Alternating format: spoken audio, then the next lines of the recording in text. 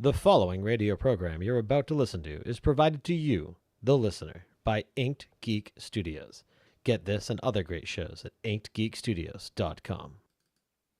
STFU is advice from the ill-advised. It explores ideas and themes that may be adult in nature. Unfortunately, the hosts are anything but. Limits will be pushed, language will be offensive, and nothing will ultimately be learned.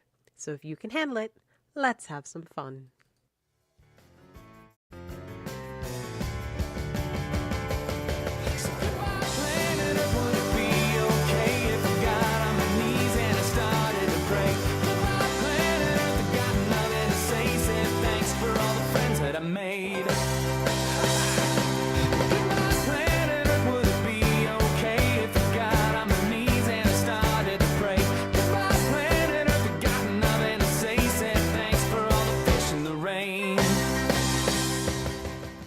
Oh shit, it's time to STFU, Solutions to Fix the Universe.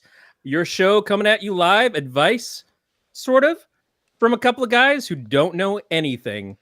My name is Corey. I'm here with my buddy Nate. Brandon cannot join us. He is exploring his own universe in bed. How you doing, Nate? Hold on, I'm just settling in with the awkward context of exploring his own universe in bed. Hopefully he's sleeping on his stomach. Is that a masturbation joke? You find humor where you find it. Find humor in very awkward places, apparently. And crevices. Jesus. Man. So this is the first episode. It is indeed. We had an episode 0, so I don't know. Like the numbering system's weird. So many podcasts I listen to like give up on it after like the 50th. Like it just becomes like hey, this is the title.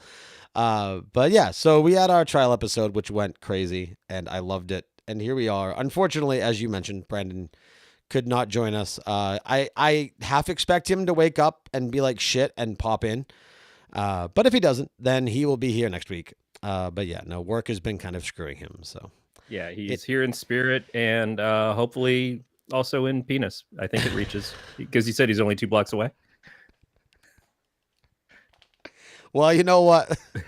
With all of the awkward jokes made already, it leads well into our topic for today's episode, which is violence in video games and media, as well as censorship, and how that affects what we listen to and what we view and what we interact with, as well as perhaps just the way that things are portrayed and the way that it comes out. And are we reaching a point where it's becoming too extreme? Are we reaching a point where we're becoming too desensitized, or are those simply trigger words used by people who aren't comfortable with it? You obviously have, very conservative people, just very, very old-fashioned, closed-up people. So it can be looked at from a lot of different ways. So we'll start. I'll throw the ball back to you. Where does as far as your personal opinion, where does your opinion lie on where media has gone these days in any form? And we can start with the violence and then maybe move to the censorship. But like, where do you kind of land on this spectrum of opinion? Well, first of all, I'm not a big gamer, but I have played games in the past, and I've played shooter games. I liked the Halo series. I haven't played a lot of war games, but 90% of Halo, if you're especially on your own, it's just sniping. Right. It's just trying to hit things from a target far away. And there is something exciting about seeing that bullet hit the target and half of its face just kind of blow off, even if it's a little alien thing. I recently played the demo level of Hitman, and the same sort of thing. It's interesting because it's a skill pattern in much like anything else. Like typing fast is a skill. Like I don't know. I don't feel that it has done anything in me to promote violence. I'm not a gun owner, although I come from a family of my mother is not only someone who hunts, or at least has. She and my stepfather met as part of their conservation club. She taught black powder shooting there. She taught how to shoot a bow there to people of various ages and stuff. Guns have been in my home for at least for my teen years on. It's not me. And I Right. think that's the thing is I don't know that a video game's violence in my life has been anything that's made me prone to emulating it. But I do see a case to be made for we've taken things to extremes more and more through video games primarily, but TV, news, what they'll show on the news, that kind of stuff has just happened. And it's like, how far is our reach supposed to go? I remember 20 years ago almost now that there was this huge offense of we saw a nipple during a football game. And it seems really fucking quaint Right. when you listen to conversations that some asshats have on Twitch a couple of weeks ago on the station. I don't know. Extremism doesn't really affect me in the way that it might affect others. But is that because they're prudish, or is it because they've seen the effects that I haven't? It's kind of hard to say. No, I can totally understand that. And the problem is people first off, they confuse causation and correlation, which I think is a big part of it. It's there's a podcast that I listen to, and not that they need a shout out, but I'll give them one. It's Last Podcast on the Left. It's a great podcast about serial killers, mass murderers, psychopaths. I mean, there's other science fiction stuff on there too that they talk about, like aliens and whatnot. But and actually a big thank you to a big shout out to Amy for turning me onto that podcast. But they talk about how when a child is raised and eventually becomes a serial killer or a mass murderer or a rapist or sex offender or whatever the case may be, it's a combination of nature and nurture. It is never just one or the other. Some people might be more susceptible to certain things. Some people are perhaps, quote unquote, born with a dark heart. But you need a combination of both. It's not going to be just one. If you have a child who is raised with love and compassion and is taught to respect things and respect people and have manners, and then he plays a game like Soldier of Fortune from the mid-2000s that was really, really utilizing, I believe, the Unreal Engine at the time, where after you killed somebody, you could go up to their body with a shotgun and dismember them as their lifeless corpse was laying on the ground. If you take a child that was raised in a well-balanced home and give him that game, that's not going to make him murder people. In the same way that if you have a child who grows up being abused mentally or physically, or just in a rough home, isn't shown compassion, and you give him like the most honest, loving, loyal, like Christian rock album, that's not going to make him like an all good, God-fearing child. So, although let's stop for a second and be very clear that a person who is raised in a challenging home environment like that is not automatically going to be no. the opposite either. It's not going to be a bad person. No. I certainly wasn't going. I mean, it's a larger percentage that are not over. Like, it is a very small percentage, no matter what your background is. It's a very small percentage of people that become extreme psychopaths. So, or then there are just those of us that know how to rope it in and maintain it. But it's not just the media. And you bring up a good point in that, you know, you've played those games and you've never felt the urge to kill anybody. Like, I've also never felt the urge to jump on a turtle to see if I can shoot it across the ground and knock over a mushroom. I don't. There's so much in the way of fictionalized things in video games. Like, I have read comic books my entire life. In the perfect world scenario, the 8 billion comics I've read with Batman in it would not just be comic books. They would be a fucking training manual. Unfortunately, that's not how my life has worked out. Right. And I wish that I had more of the aspects of the things in the fictional heroes that I've looked up to in life. But at best, I see those properties and I recognize them, and there's something for me to kind of aspire to. Just like I aspire to be like my parents because I think my parents are fantastic people, or I aspire to be like my friends. I look at the things that I want to be in them, and it gives me something to strive for.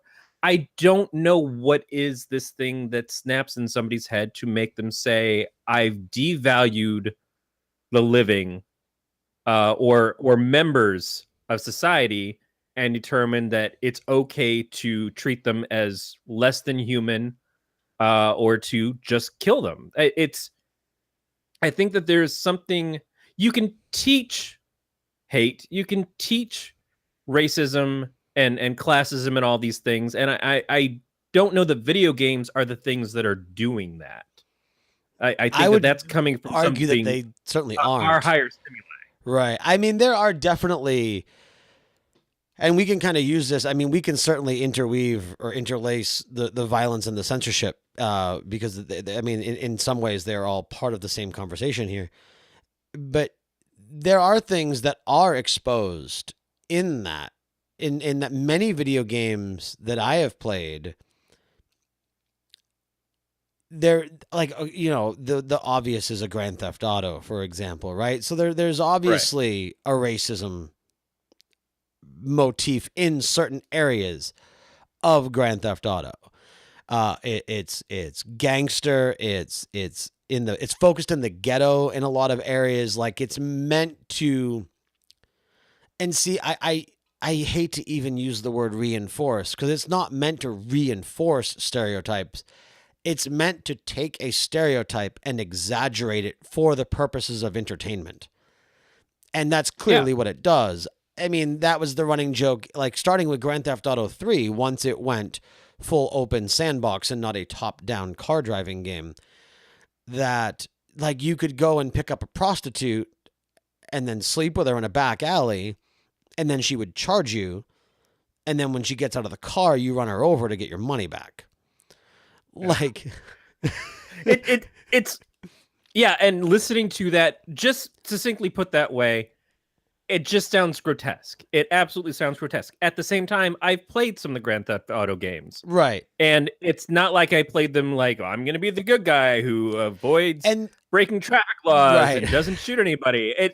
I don't know what kind of game it would turn out to be if I did that. It's boring as shit. There's a Grand Theft Auto mod on PC that makes it to where like running a red light or going over the speed limit triggers the star warning to where you get pulled over. Like, they've made mods for that. It's horrible. But no, I'm glad you addressed that, because I pulled it that blankly out of context, or that plainly out of context, for a reason, because that's exactly it, is things are taken out of context. A big reason, I mean, violence in video games and violence in media have been a topic of conversation for several people for many, many years now. But just recently it came into light again with our president, which pains me to say those words, but our president, who showed, did you by chance see the video that he showed to display violence in video games? No, I don't even use Twitter, and I have him blocked on there. Okay. It was all over the gamer social media pages because everyone was laughing at him because everything was taken out of context. He had one of the clips on there was where you have a fireman's axe and you are brutally killing a humanoid laying on the ground. Not only was it the most pixelated game in the world, because I think it was from like 10 or 15 years ago, or polygonal. It wasn't pixelated, it was polygonal. It was like when they were first breaking into 3D, so maybe even 20 years ago. You were killing a zombie, but nowhere in his video did it contextually say that. Which, again, depending on who you talk to, it's relevant, not relevant, whatever. Well, I think that's going to be Elizabeth Warren's slogan in 2020 is Trump doesn't want to kill zombies. What about you, America? Yes, cutting the portion that you want out of something to say, this is the thing that I want you to get your message from.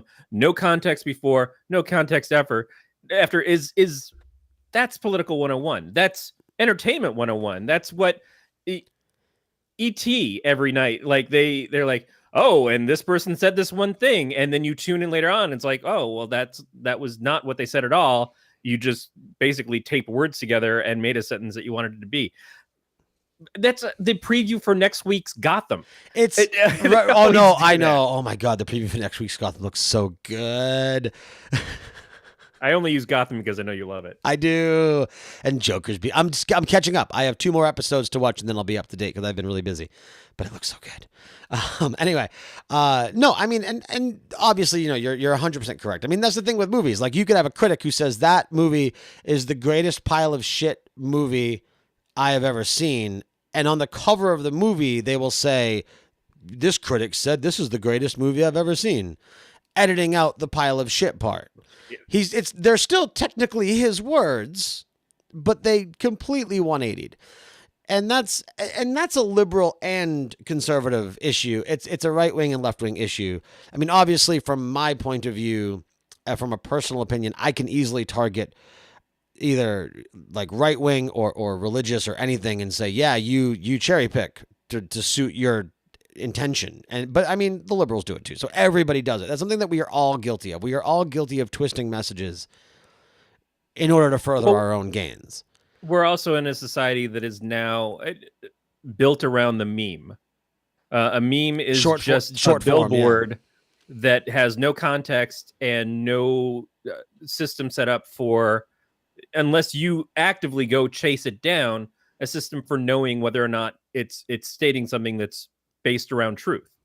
Right. It's just, here's a picture, here's some words, and now that is stuck in your head, and everybody will repeat that thing ad nauseum and not have any concept as to whether it was legitimate in the first place.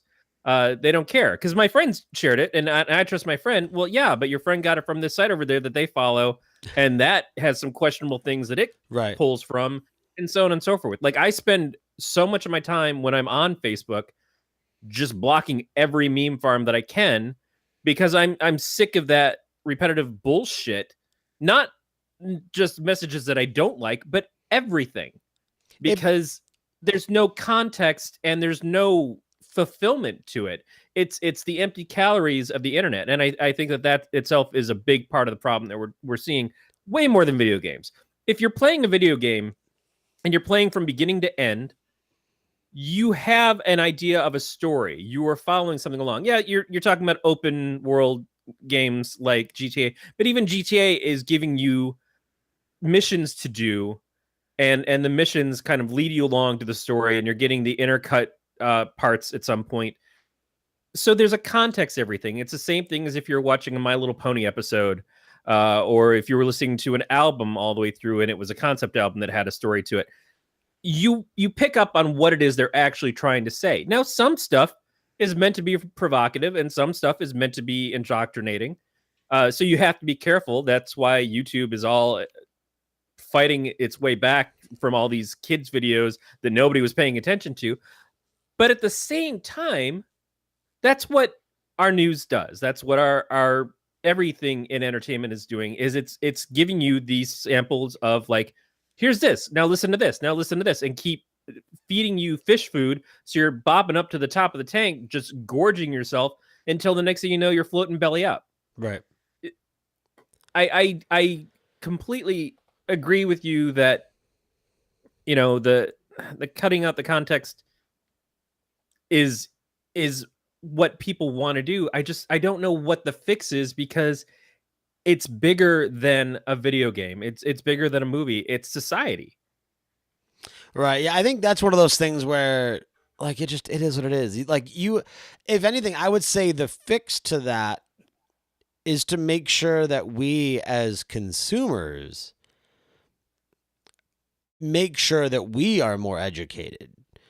Don't, like, sure, listen to somebody, but don't listen, but don't obey, and don't instantly trust. Like, question everything that you hear, and do your own research and look into it. And I think if that, I mean, George Carlin said that on a stand-up almost 30 years ago. Like, children shouldn't be taught to obey. They should be taught to question everything they hear and think for themselves. And I think that's extremely important because that is something that we've all done. Like, and I'm even guilty of it. I was guilty of it 10 minutes ago. Look at how quickly and easily I threw the term conservative and liberal as defining characteristics of people. And that there's only those two, Right. that you're one or the other. Right. But which is itself a huge problem. right. But go back 5 years. We weren't defining, I mean, sure, yes, you were still conservative or liberal or whatever, you know, midway all the way anyway. But we weren't splitting ourselves up in social groups based off of that. Like, this is a very, at least not on a massive scale. Sure, you had your hardcores, but like, I didn't look at somebody who drives a big jacked up diesel truck 5 years ago the same way I do now. Like, I instantly, and that this is my problem. But my thing is that many of us have this problem. Whereas that, like, you see that with, like, you know, the big, like, I roll my eyes at any fucking car that flies an American flag, because these days the people that push it have made everybody that supports it overtly look bad. Yeah, I'm not saying that I don't feel that way sometimes myself, but what is the difference between having an American flag on the back of your truck versus having a plate that has a Batman symbol on it, or having something around it that says, you know, Star Trek? Because this or nobody who, because nobody, it's a fandom. Right, but nobody who is a fan of Batman shoves Batman down your throat and degrades you for not liking Batman. But you're talking about someone doing something to you, which is different than driving around with something on their truck. Which is you why are assuming that is something that they would do. Okay. Which is why I acknowledge that that's my problem. But right. But like I said, and that's the big thing, is I think we have to get better at acknowledging what is our problems versus what we perceive to be other people's problems. Right. And even with that perception, like, it is certainly my problem, but my perception of society is that we all have a similar problem there. Like, we all take attacks very personally. I'm very guilty of that, but a lot of people do. It's no different than how someone will get overly defensive when I mention certain things that I believe or follow, and vice versa. Or it's the typical fanboy argument. It's PlayStation, Xbox, it's PC, Mac, it's iOS, Android. You can stop being a little bitch and say Tupac or Biggie. It's Metallica or Megadeth. No, it's never that. It's never that. But the problem is we and this I mean, this goes even deeper in that we like to have our groups, we like to have our clubs, we like to feel like we're part of a pack, and we all want a team because we feel it's no different than if I'm doing something dumb, I will talk to all of my friends until one of them tells me it's a good idea because it validates it, and I'm no longer alone in my stupid idea. Like, so when we have that group mentality or that group support, we feel stronger in our cause, which is why. Yeah, go ahead and finish your thought, because I'm gonna say something. I hope it doesn't fuck you up. We'll see. But I mean, that's why we so proudly wear our brands on our shirts. It's why we get tattoos or put them on our cars. Tribalism. Thank you, Beatmaster. That's the word I was looking for. Tribalism. We run in tribes, and it's it's great to have a support group, but group thought is dangerous because and so that's what I wanted to kind of take you down. Right. First of all, yes, your brands, your crosses hanging around your necks. It's a brand. It's a business. But here's the thing. You play video games. You play Overwatch, right? Or you play WoW. Let's go with WoW. WoW I'm a little more familiar with. WoW, and WoW's safer. Anyway, yeah. Okay.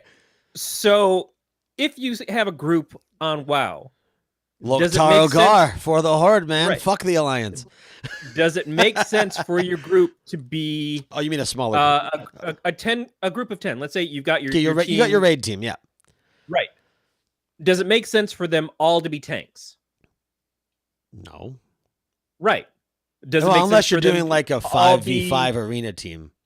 It doesn't make sense for all of them to be Rangers. Rangers aren't a class.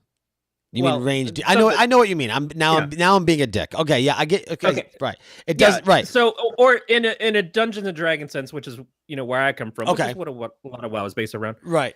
You don't want a team that is all one set of skills or all one Right. set of You need a balanced group. like-minded stuff. Yeah, you want a balanced group. So we find ourselves functionally pushed into groups that have similar mindsets. But one, I think we feel better when we can be included in multiple groups. Right. Because I love my friends. They don't want to spend all of their time with me. I don't want to spend all of my time with them, which is not to say that I don't want to spend more time with others. It's just that I don't want it to be the same people every day. I value them the most, and I would spend more time with them over other groups. But I love that I can go to lunch with my coworkers. I love that I come home and spend time with my wife. I love that I've got my podcasting groups, and I love my friends that I go and I hang out with in person. And they're all different types of people. We may have similarities. We may have crossroads of where the things that I'm interested in mix with the things they're interested in. But then we're all still very diverse. And the diversity, I think, is what makes it more interesting, because it expands my ability to find out about things that I might like that I would never find out about on my own. And two, just in general, a bigger tribe is more powerful. And if I am a part of a group over here and a group over here, and I'm the intersect between them, but someone from that first group needs some things that group can't accomplish, but the group over here can, then I can bring those two together and make something happen that, again, wouldn't happen otherwise. It's the specialness is great. Having that person that you connect with and you can sit and talk about, hey man, remember in X-Men number 163 with the Brood and all that shit, and you're just like, you're fucking hyper focused on this one thing, but you guys just know, you like soul touch on it. That's beautiful. And there's nothing being taken away from that. But at the same time, to be able to say, hey, I've got a friend over here, he's into hockey. I know you're not into hockey, but I'm going to hang out with him and talk about hockey. You're invited to come, and maybe you'll get into it, maybe you won't, but maybe you guys will find stuff that's in common that is not hockey or the things that we have in common. Right. And that's a stronger society. It's this micro pinning that we've been doing, which is the focusing of like red versus blue, black versus white, all of these things that is causing us to have more separatist attitudes. And that is what makes us feel that I'm right, you're wrong, therefore you're not as important as a person to me. That is way bigger a damage to society than playing a game or watching a movie. Because while a movie can show that, you got an American History X or something that gives that to you, I think it's a very special person who watches American History X and gets out going, yeah, I completely identify with those guys. I'm not saying it doesn't happen, Right. but it's really it's evidence to have happened in the last couple of years.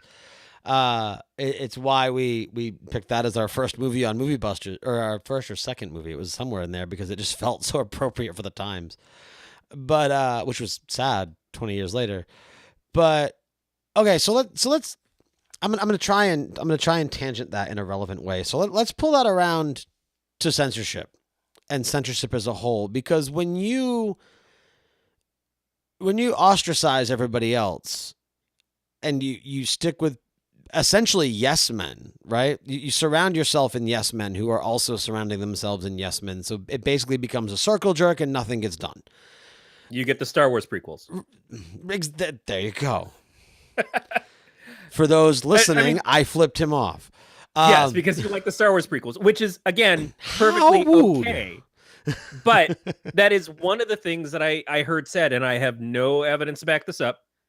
But it was that at the time that Lucas was, he surrounded himself with people who just said yes to all of his who ideas. just said yes. Right. How could he go wrong? He's George Lucas. It's not like he ever made Howard the Duck.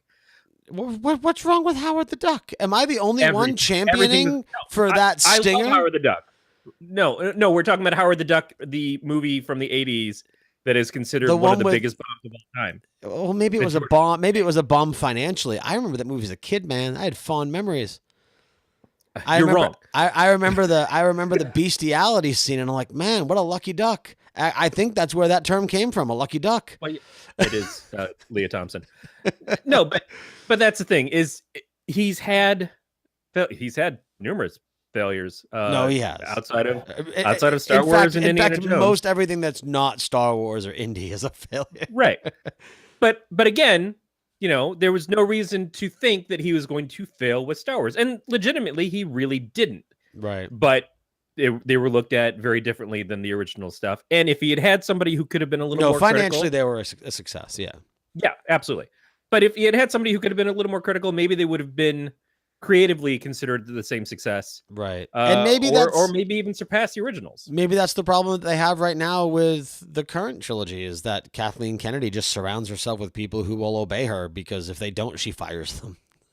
Well, there is that, but at the same time, I think that we're seeing a diversity in the movies because I love them. I was just speaking in jest for those that don't. The differences between the Force Awakens and The Last Jedi are pretty massive.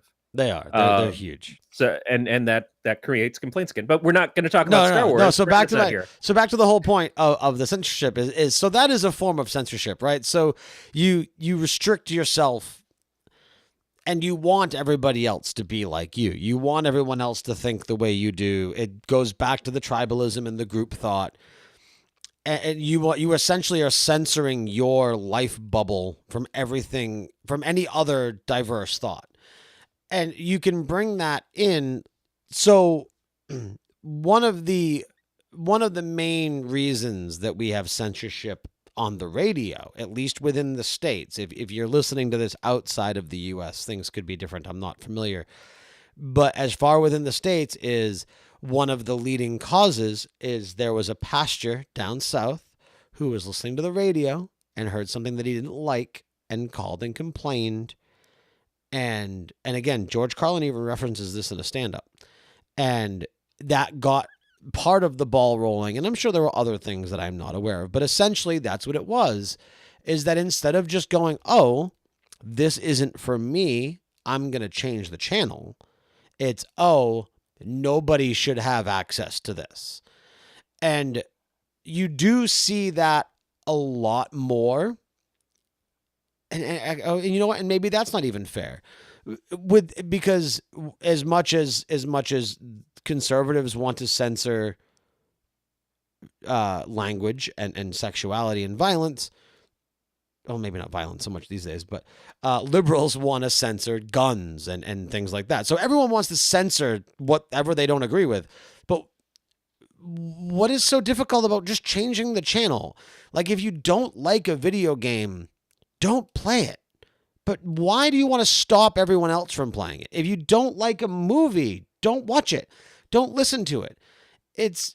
But everyone feels the need to go, this is how I feel. Other people's business. Yeah, this is how I feel, so you better fucking all feel the same way too.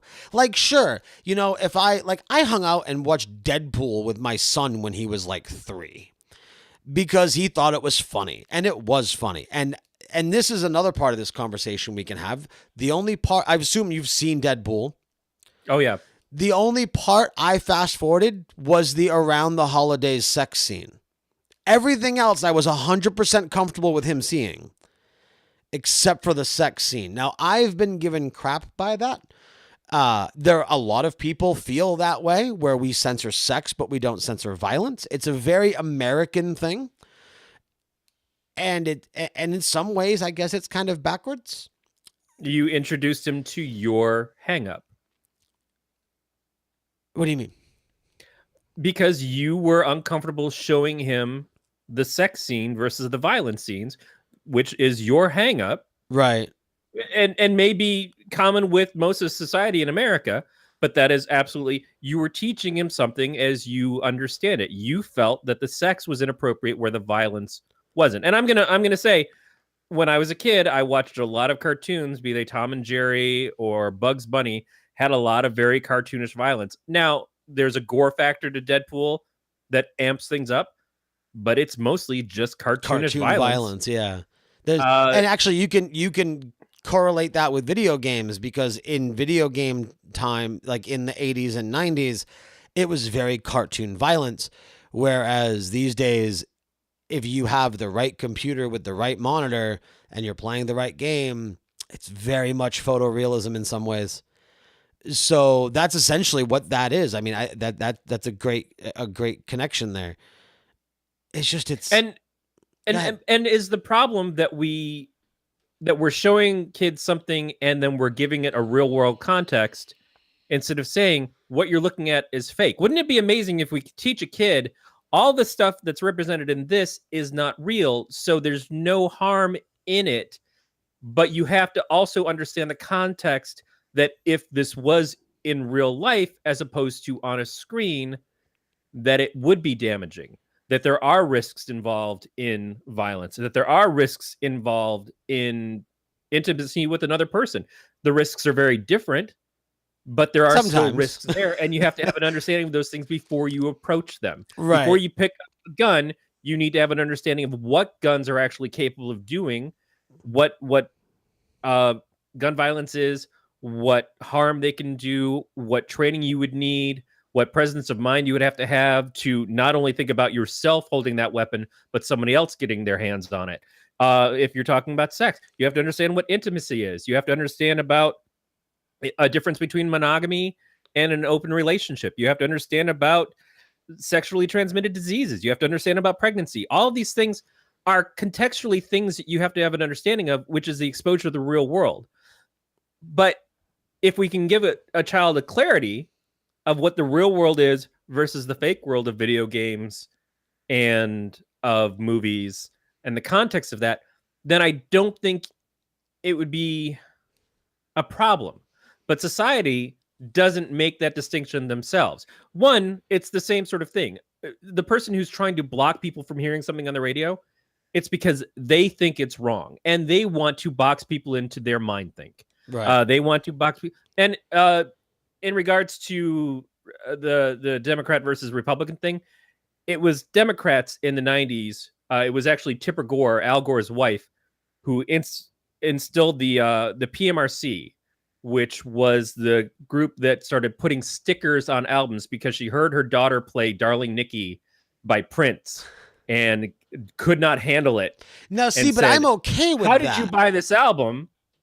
And so all of a sudden, mature listening or adult language, the parental advisory, explicit content, right? And I'm 100% okay with that. Actually, a little while back in the chat, Beatmaster even said, everybody ignores the ESRB. He said, hell, or even 45 said something along the lines of, we should have a body covering the age rating of games with the ESRB head present.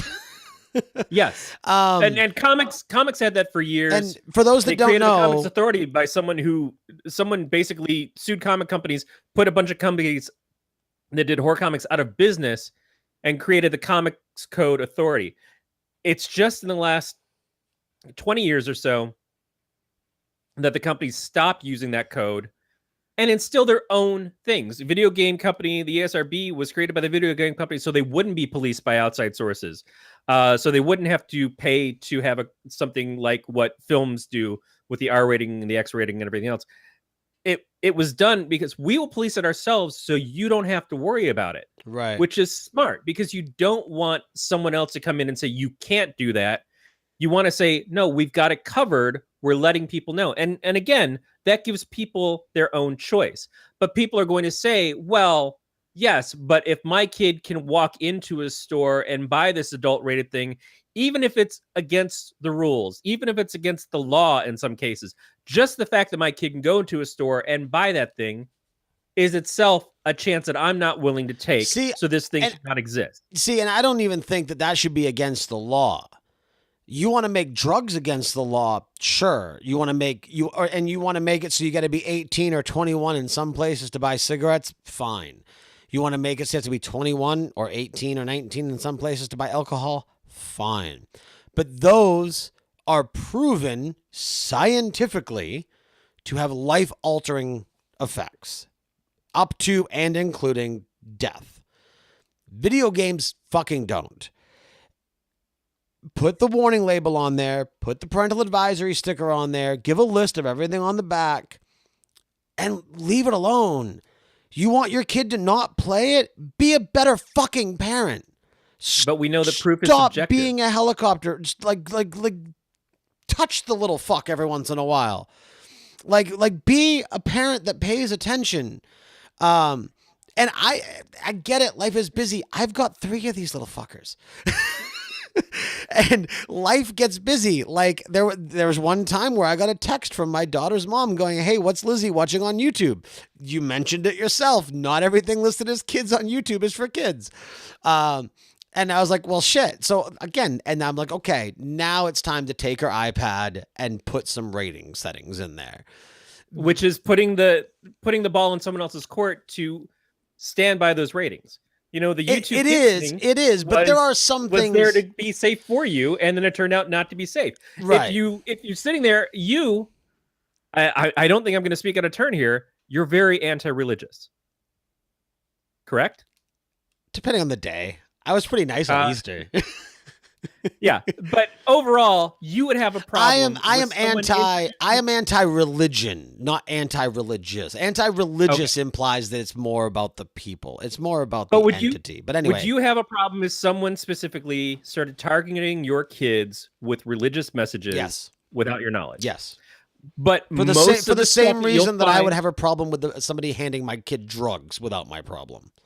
But most of the stuff you'll find in age-approved, appropriate stuff is going to be things that also lean into the religious factor. Oh, I understand that. VeggieTales, very innocuous, a very sweet, funny cartoon, but does have religious messages. Oh, of course, and Chronicles of Narnia stuff. Chronicles of Narnia. The lion is Jesus. Like it's there.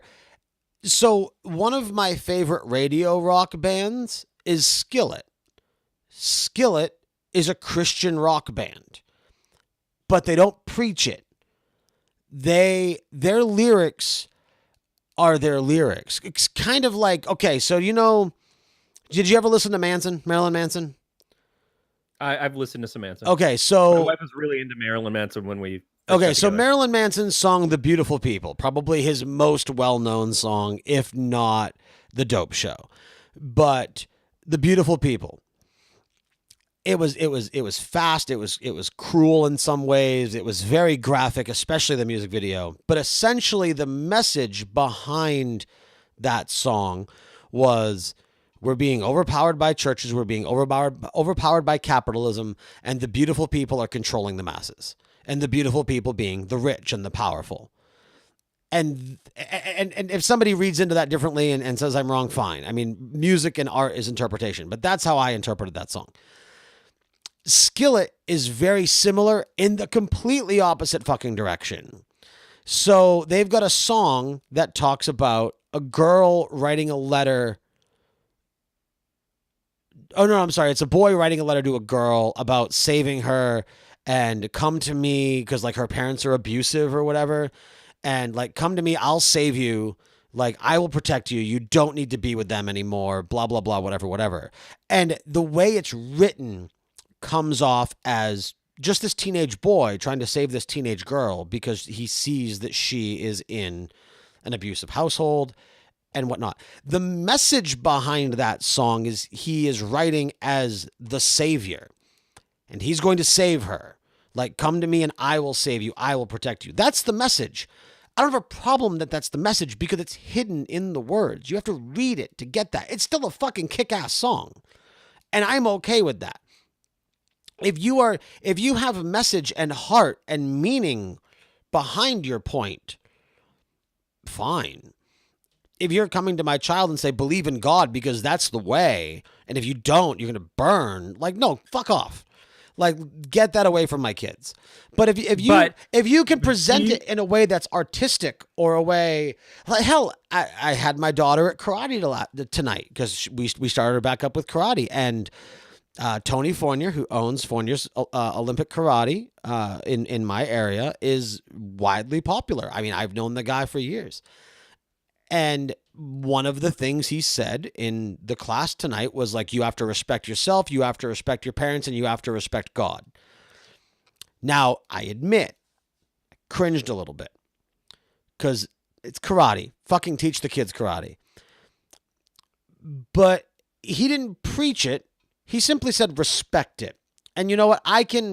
And this is something that I've learned a lot in the last year or so with certain friends and whatnot, is I was always very much like, hashtag pray for you, fuck off. Like, hashtag this, oh, hell, one of the podcasters I listened to has said it recently a couple times, which kind of surprised me at first, but I'm okay with it now.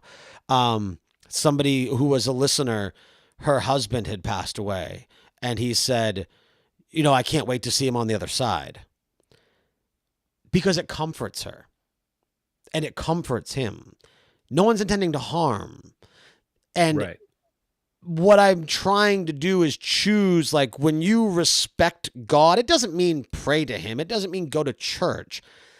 At the very least, it means to respect the idea of it. Because if you respect the idea of it, you allow these people to have their safety net, while these people can live their lives, and those two groups can commingle. Because as much as an aggressive atheist as I used to be, and then I still am in some ways, like I'll get on my power trips, but as much of an aggressive atheist as I used to be, I'm disrespecting the idea of God just as much as somebody who is pushing their anti-gay, anti-race, whatever. Like, as much as they're pushing that, I'm disrespecting God no less than they are. Ultimately, at the bottom line, what that comes to is I'm no better than they are.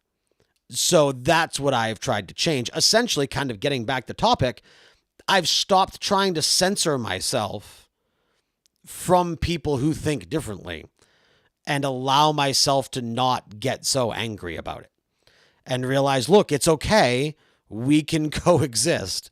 It's not going to be the end of the world. But it likened back to the labeling thing.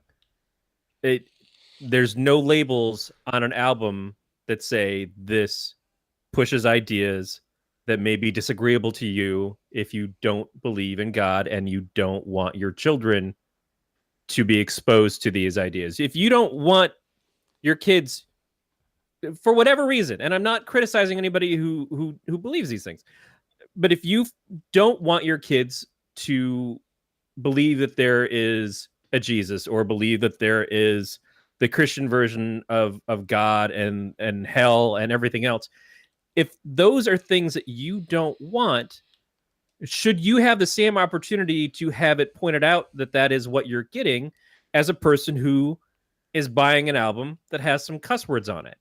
If the religion was something else, if it was Miley Cyrus's new Buddhism album, and it's all about the antics of Buddha and swinging on a wrecking ball, all about that Buddha, no Yahweh. Yeah.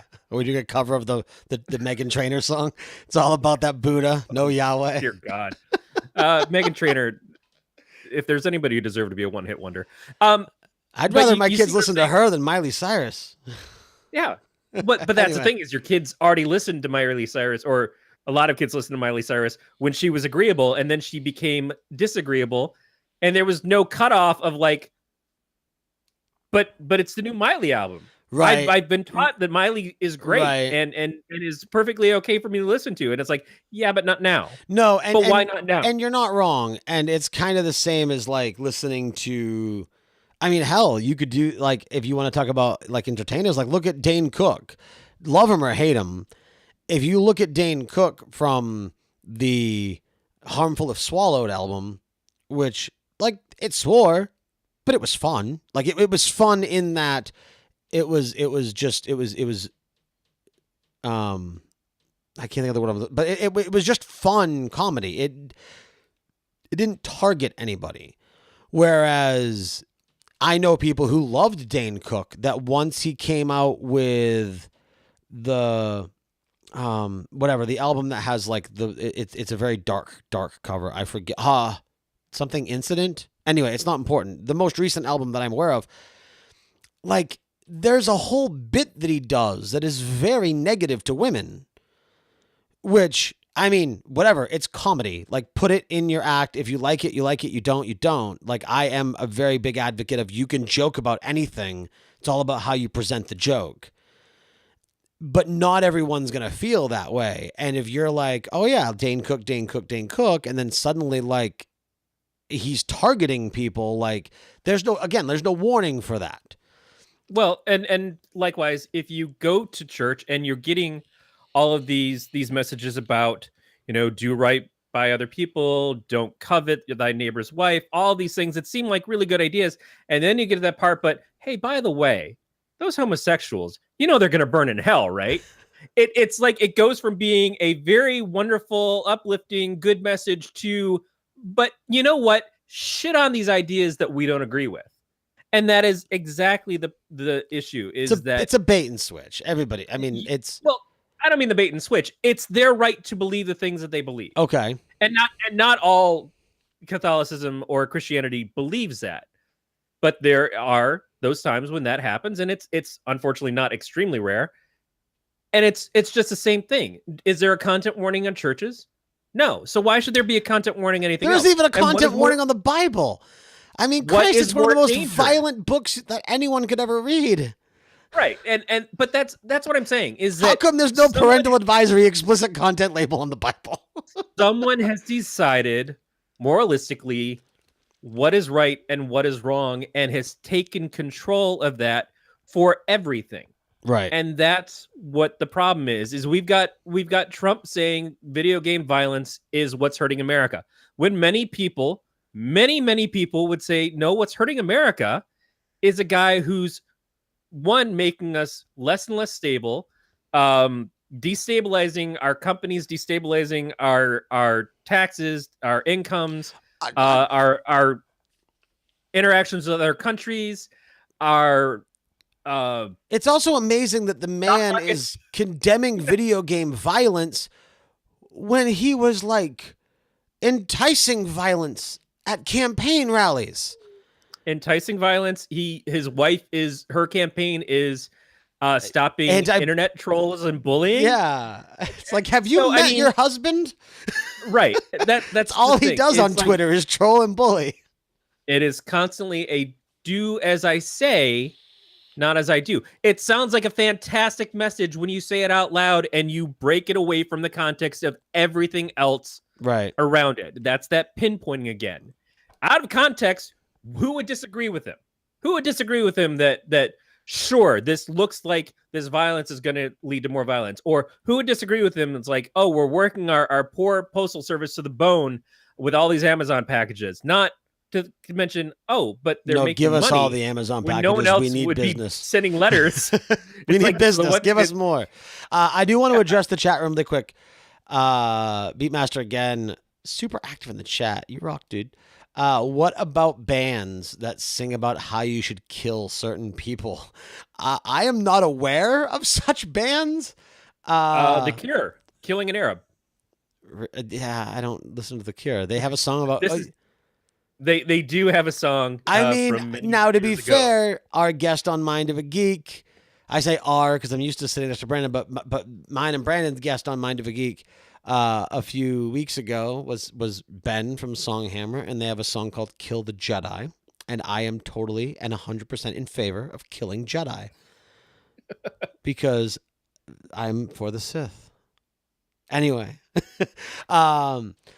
Nazi bans in Germany. So here's the thing, right? We're talking about censorship. We're talking about violence and whatnot, and yes, men and women, yes, people. So here's an interesting concept, right? there are things that are always going to exist. Okay?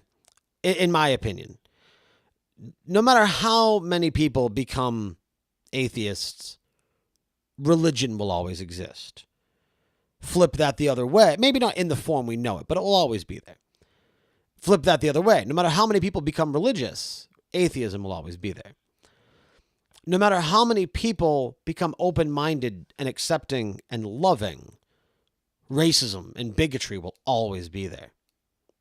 And again, vice versa. If that became the thing, like let's say it was like Nazi Germany round 2, and that took over the world, there would still be the sect of people that were open and compassionate and loving to all, right? So you're never going to fully eliminate everything at all. Like something will exist. Somebody will believe something. There's probably somebody out there that still thinks that Zeus rules the skies.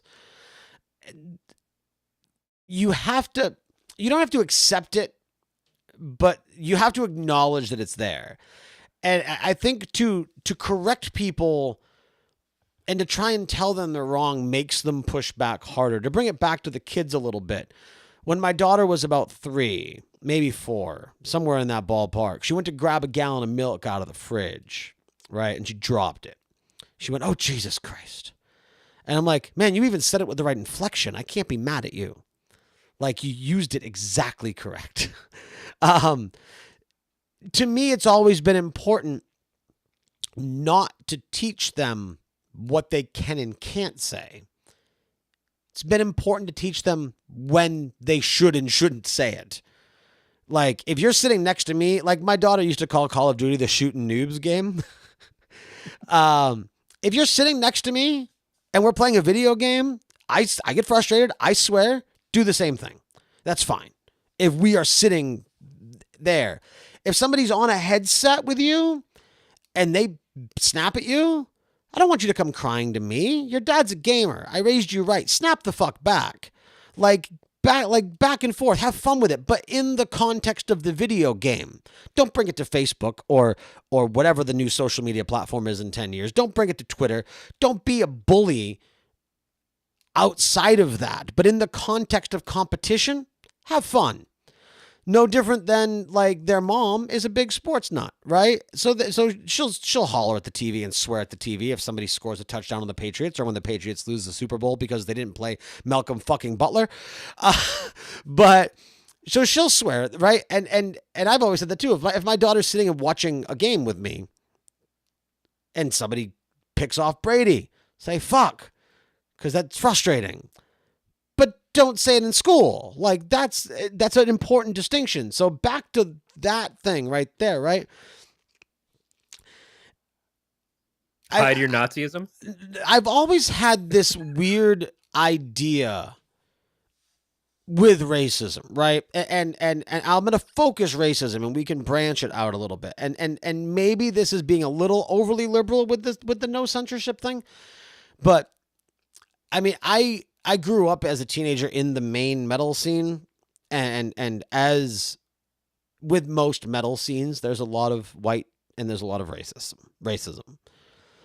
And as most people know, we'll tell you, like the further north you go, the further south you get. So Maine is in a lot of ways very much southern. Like there's big trucks, there's a lot of farm, there's a lot of Jesus. It's very south in a lot of ways. It's like, have your opinions, right? Have whatever opinion you want. Be completely open, be racist, be religious, be atheist, be anti-gay, be pro-gay, be pro or anti whatever you want. But be enough of a person to understand that there are cultural and societal norms that we have to live by. Kind of like I've done with my atheism. Like I can still get a little abrupt, but I'm mellowing out a lot more. And anyone who's been a friend of mine on Facebook for over a year can see how much that's changed. Harold Plays, thank you, sir. You are about 50 minutes early, but I appreciate. Oh no, it's tomorrow for you. So it is the 4th over there. Thank you, sir. Harold in the chat room said, "Happy birthday, Nate." My birthday's on the 4th. So it's in 50 minutes. But anyway, 49 minutes. I'm not counting. But anyway, so as long as you can accept what the societal norms are, you have whatever opinion you want. Just don't act on it. You want to have a certain opinion about certain people, then that's your opinion. Let's pull back a little bit though, because we're talking about if your message involves harming other people, that's a problem. That's not just a societal norm. It depends that's a threat to other people. Now, you can say music is a tough one though. Music's a tough one. Music is only a tough one in the sense of if you're doing something and you're talking about if you're telling a story, if you're doing the musical equivalent of Schindler's List, that's one thing. But if you're saying rise up, beat people down, kill them, whatever, that is a threat. That is actually a threat. But can you not being implied? And that is why we have laws. That is. But does that music some censorship okay? Does that music not fall into that same it's art and art will be art that Grand Theft Auto and murdering prostitutes has? That's the question. And that's the thing is, do we have our limits? I think what are our limits? I think at that point Grand Theft Auto is not telling you to go out and shoot people. Grand Theft Auto is not telling you that even in the game that you have to shoot. No, you people. typically get chased by cops for it. Right, exactly. And then hide the dumpster and everything is okay. Wrong. Right. But you're right. It is giving you a context of like, hey, this thing that you're doing could really fuck you up in this game. Is the problem not the art, but the people who cannot? And again, you can talk to this about the music. You can talk to this about Grand Theft Auto or anything else, any video game movie. Is it that the problem isn't the art, but the problem is the people that are unable to separate reality from fiction? If there's even a separation that's implied there. That's the thing is some stuff is meant to get people to do bad things. Some stuff is meant to stir shit. Okay, there are hate groups on the internet that are trying to start shit. And hate groups and a Nazi band is essentially a hate group, but they have an intent. So that's a little bit different than just like a band like Hatebreed that just has very violent music. Because so that's a little different. But like Ozzy, for example, right? Ozzy, very dark music, Bark at the Moon, things like that. Things were dark for the time, right? And all of these things that were like, he was like he would bit the head off a bat and whatnot. Yet at the end of a lot, and this surprised the fuck out of me. When I saw Ozzy live for the first time, at the end of his set, he said, "God bless you all." I was like, what? It was weird because that's not what you expect from Ozzy. Carlin used to do that too, which I was not aware of. It was never on the albums. But when I saw him live, he would say, "God bless all of you," at the end of his show. It was an act. I still don't think he was religious, but I think that was just the social norm, kind of like when a president says it. God bless us, or whatever the overly used line is.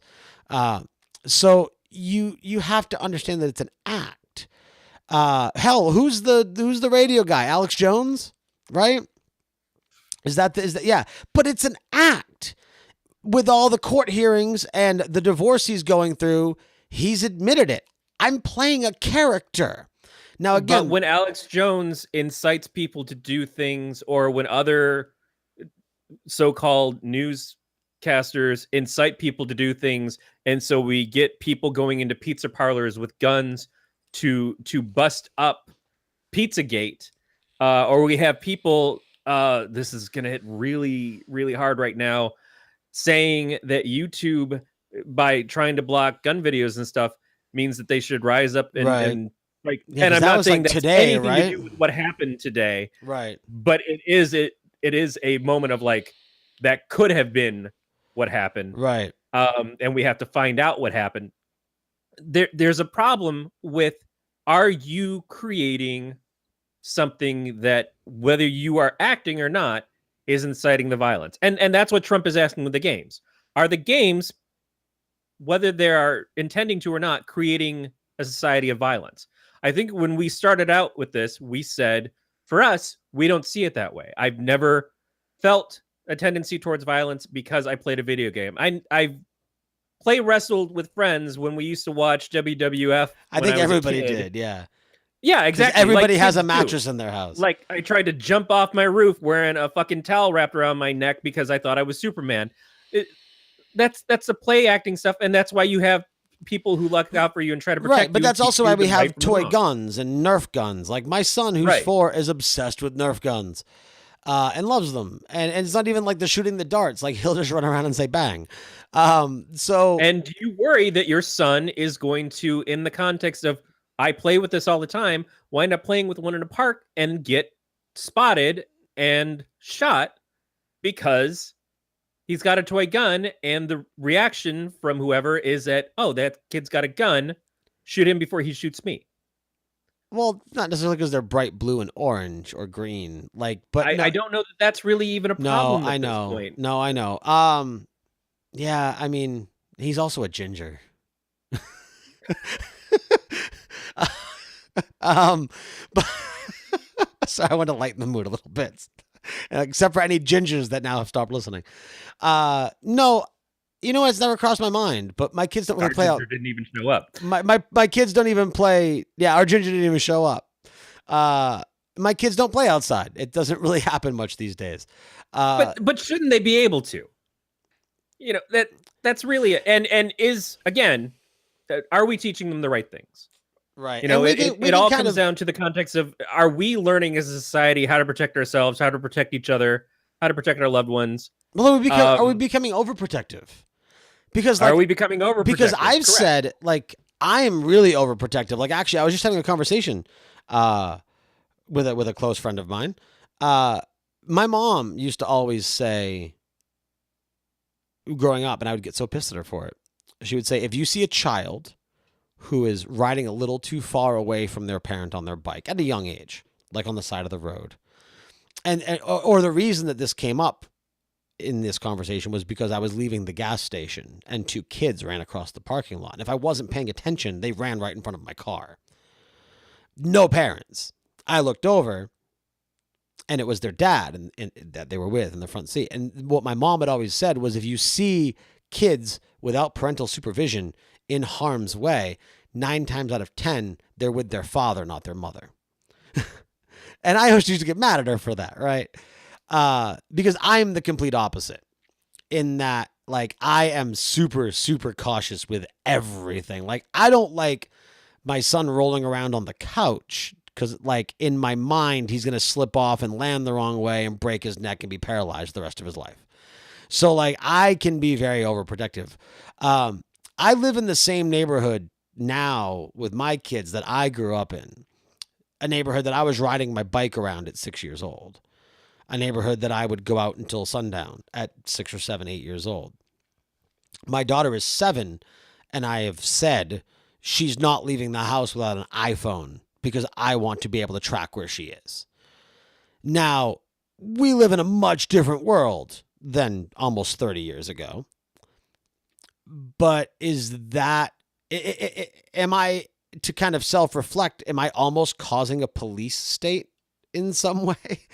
Like, am I being too harsh? Am I going too far the other way? Like, so to rope that into, like, are we becoming, have we gotten so crazy with the violence and the sex and the language and everything in video games? Are we reaching an upswing of going the other direction where things just become overly sanitized and bland and boring?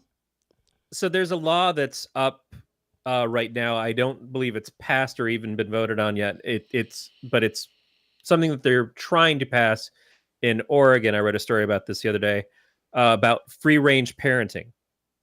Or when I was a kid, it was called parenting. You have kids and they can go to the park by themselves if it's close.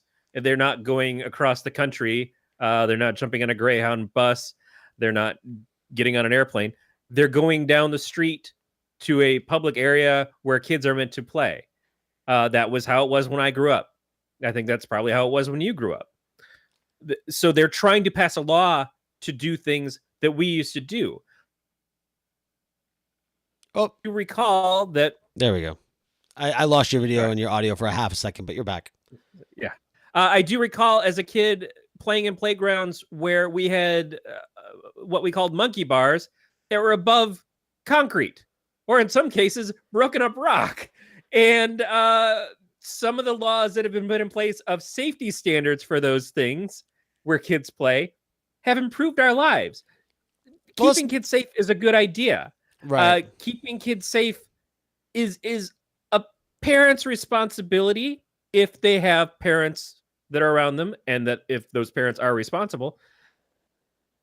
Do we as a society owe it to each other to not necessarily see someone's kid doing wrong and yell at that kid, but to instead try to guide by example, trying to set a good example for kids and say, hey, you know what?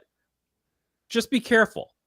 You know, if your parents aren't here and I see you doing something that I think you're going to get hurt, I'm not coming over to tell you that you're a hoodlum, that you need to go home. I'm going to tell your parents on you. I'm just coming over to tell you, be careful, be safe. It's not my responsibility, but as a human being, I would want to protect someone else's kids. I would want to protect anybody. Right.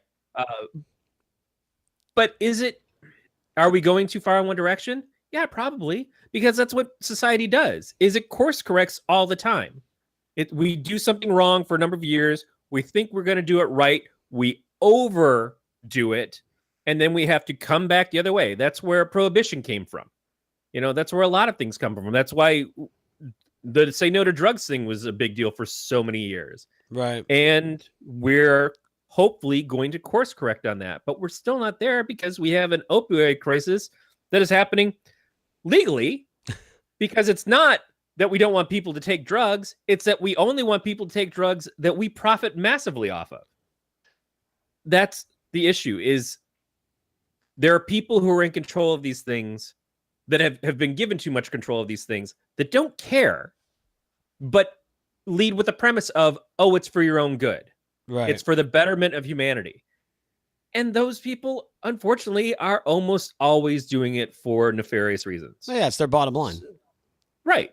What's our bottom line as human beings? You know, my bottom line is I want to live in a safe society. I want to live in a land of people that have the same shared freedoms, but enjoy the same benefits that I do. And while my life is not perfect, it's pretty good. I would love for other people to at least be at my level. I don't have a jealousy factor of that. But I do think that there are times when we maybe have to put things in place, put bumpers up, childproof the fucking world from people who just don't know or don't give a shit. That's why we are told to wear seatbelts in cars now. You know, it's like, sure, I've got car insurance. It's fine if I get in an accident. Well, you know what? Fuck you. It's not fine that you get in an accident, and certainly not fine if you die. If I'm the one who hits you or is in the accident with you, even if it's your fault, I'm still going to feel like shit about it. Right. No, I mean, that's my big argument with bikers on the road, is that if let's just say, for example, like, and this is completely off subject, so we can talk about it for a minute and then we'll get ready to kind of wrap up here. But like, let's say that I'm doing the inappropriate thing of texting while driving. If you are driving a car and you're stopped at a red light and I'm texting and I rear end you, you're going to be pissed and we're going to argue maybe, and we're going to exchange info and everyone's going to be fine because we are both legally on the road in our vehicles that are designed for the road. If you are driving a bicycle and I rear end you, again, my fault. They're both these instances are my fault. And I'm texting and I rear end you, you're dead. So now, instead of a fender bender that perhaps makes my insurance go up a little bit, I have a manslaughter charge because you didn't want to drive a real vehicle on the road. I don't understand. That is such a weird way of looking at it. It's still your fault. It's still my fault, but because of the vehicle, always your fault. right? No, but the vehicle's because not of the the problem. because of no, it's always my fault. But because of the vehicle you chose, I now have a lot higher criminal offense. No different. That is the short skirt rape thing. That is the you dress provocatively. Well, if you hadn't been on the motorcycle, you would have lived. No, that's bullshit. That's bullshit. Well, no, because I can rear end It's in no way, shape, or form the person who is on the bike. If it's a pedestrian who's walking across the street and following the legal laws, this person is following a legal law. They're on their bike. If they're wearing their helmet, they're doing everything that they're supposed to do in the legal limits. Your legal limits are: I don't text in my car when I'm. It's not illegal in Maine. Off the wheel. Well, it damn well needs to be. And I'm paying attention to the road. I think it's illegal if you're under 18. Whether or not it's legal, it's still something that they teach you not to do. No, and that's what I'm saying is it's fully, and you are going to go to jail. Right, but it's the same way that, like, if you hit me or if I hit you, and like you said, if you're not wearing your seatbelt, so because you choose not to wear your seatbelt, you die in that accident. In that case, I am breaking the law and taking my own safety but that's my point, is in the vehicle, you have to wear a seatbelt because it saves lives. So if you are legally in most states, again, in New Hampshire, you have to, if you're over 18, seatbelt's optional. But because, live free or die. But if they make laws to prevent death, then why is someone allowed to ride what is essentially an adult-sized toy or an exercise device in a road with motorized vehicles? Like, because are you talking about a bicycle or a motorcycle? A bicycle, not a motorcycle. A motorcycle is different. If I rear end a motorcycle, it's just gonna piss you off because they're heavy. They have weight. I'm not talking like 50 miles an hour. I'm talking about rolling into them and just bumping their rear wheel. I might knock him over, but he's probably gonna be fine. If I roll into a bicycle, I'm probably going to run him over.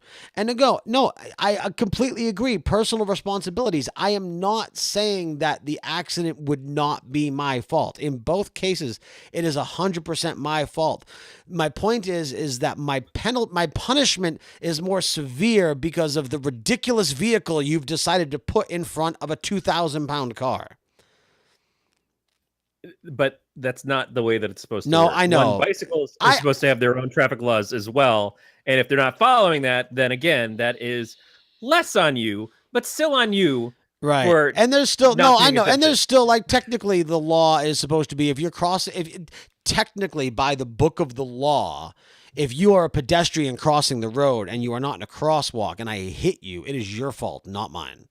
It sounds like you know the law pretty well to understand that this is still going to be your fault. It's so dumb. I don't know what you're arguing. No, I don't know. I'm getting riled up. This is why we didn't talk about piracy, because I would have got riled up. Now I'm getting riled up because of all the bikers in the road. I'm getting personal. No, but anyway, yeah. So there were a couple of questions in the chat that weren't quite addressed. So I do want to apologize, really quick. We'll look at a couple of them. Beatmaster, in regards to being, stricter and more protective of your children, says the awareness has risen. Yeah, you're 100%. And I think that's what it is. We're more aware of things. We might be too aware. We might be too aware in that, like, social media and the news has made things more negative than they really are. Like, violence is down. Murder is down. But anger is up. Anger is up. Yeah, because we're not venting anymore. Because violence and murder are down, so now we're just all venting. We're all pent up. I'd feel a lot more calm if just more fuckers would die. That's not what I meant. Don't twist my words. Don't take my words out of context. Don't cherry pick me. Yeah, but I mean, I don't know. Whatever. Censorship, violence, swearing. It's just, be what you want to be. And to me, be what you want to be, or not enough sex in movies. Sex doesn't relax me. Deadpool relaxes me. Porn makes me anxious. Violence doesn't make me anxious. uh, yeah, like live whatever life you want, and have whatever media you do or don't want in your life, and expose yourself to whatever you do or don't want. But let people enjoy what they want, like whether it be violence or porn or no, I don't want sex in my movies because then it's weird. I can't watch it with my kids. I can't watch it with my parents. But I don't even you're want to putting watch like your sex. hang-ups on your kids, I don't want to which you are watch. allowed to do. I don't want to watch. You're allowed to put your hang-ups on them. You are, but and I don't want that's to what you're doing. watch. I don't need sex in my action movies, because then it's like. I mean, then sometimes that can even be weird with like a wife or a girlfriend or husband or boyfriend. Like if I'm watching an action movie for action. Parents. I said parents, yeah. No, No, I mean your parents. don't mix my mingles. Like, if I want sex, I'll watch porn. If I want violence, I'll watch an action movie. Like, I don't like Game of Thrones. See, perfect example, because it's just weird. Like when me and my wife at the time when we were together, I couldn't watch Game of Thrones with her. It was weird. I don't know what Bayonetta is. Anyway, back to my point. Yeah, have whatever you want in your life, but let other people have it in their life too, as long as it's not harming you. And in my opinion, I think that's kind of the solution is the old adage. And it's kind of a cop-out, I guess. And we picked kind of a cliche subject, but I guess it's just goes down to the old adage of live and let live. Like if it's not hurting you, let them fucking do it. It is a tough subject because there's no quick or clean answer to it. No.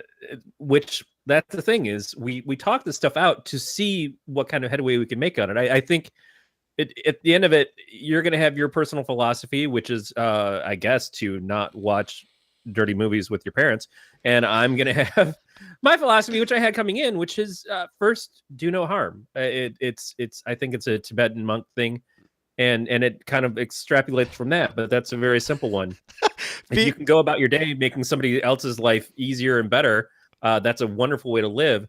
But at the very least, don't impact somebody else's life in a negative way, because that shit comes back on you and or goes to somebody else, and then it circles around to you eventually. Right. Beatmaster kicks ass in the chat. Go to HR first still applies. Very much so. Corey, do you want to go through signing us off, sir? Yeah. Solutions Fix Universe is the name of the show. STFU Cast is the website. Go to stfucast.com, and that will let you see all the information about this show, and it will also give you links to some of the other shows in the Geek Network. You can follow us on Twitter at STFUcast, and for the most part, we've all kind of decided that we're not doing social media for ourselves at the moment. Nate has about a dozen Facebook pages, though. If you follow him, good luck keeping up with all that shit. And the show records now every Tuesday night here on twitch.com. So you can come be part of the problem while being part of the solution. Otherwise, I feel like that's about it for the first episode. Anything you want to say, Nate? It's twitch.tv, not twitch.com. Funny, I put in twitch.com and it goes to the same place. Oh, does it? It finally works. For the longest time that didn't work. It was, but it's twitch.tv/InkedGeekStudios or InkedGeekStudios.tv. I'll put the only thing I'll pitch. We did a great live interview with Troy Nelson, Top Shelf Troy Nelson, who is a local independent wrestler, based out of New England, but really Massachusetts and Maine. And we recorded it live via my iPhone at Bissell Brothers Brewery in Portland, and it came out really well, other than the fact that I hate how I sound over an iPhone. But it was a lot of fun and good content, and we learned a lot about his history as a wrestler over the past 5 years of him doing it, and it was a really good time. That being said, the thing I will pitch is I got my first official photography shoot up. You can check it out at xsxphotography.com, or you can go to facebook.com/xsxphotos and check that out. It was about 113 or so photos that I have put up of Limitless Wrestling's Only Fools Are Satisfied, from which was their event here in Westbrook, Maine, Friday, March 30th. So I'm pretty proud of how they came out. It was my first attempt at doing quote unquote real photography. And I've gotten so many praises from local fans of the wrestling company and local wrestlers. 3 or 4 of the wrestlers have made pictures I took their profile picture on social media. So for it being my first time out, that was really cool for me. And I really enjoyed them. So if you'd like to check them out, I would very much appreciate it. And that would mean a lot. I will be having more photos coming up probably early next week when I do photography for Slap Arm Wrestling here in Portland, which is Superhero Ladies of Arm Wrestling, or Lady Arm Wrestlers of Portland. Yeah, it's a weird acronym, but yeah, so I'll be having that. So if you like photography and you like, wrestling, arm wrestling, concerts, things like that, follow it and check it out, and I would appreciate it. And after all that, apparently my life is empty. So thank you all for checking in with us. Until next time. What about your other shows? Pitch yourself. No, that's I'll pitch another time. You know what? Go follow Beatmaster at Beatmaster80 on Twitter. He's cooler than all of us. Beatmaster rocks. So on behalf of Nate, on behalf of Brandon, who is comforting himself probably in a old sock, he's exploring his universe. On behalf of the network and myself, we appreciate you checking us out. And until next time, why don't you STFU?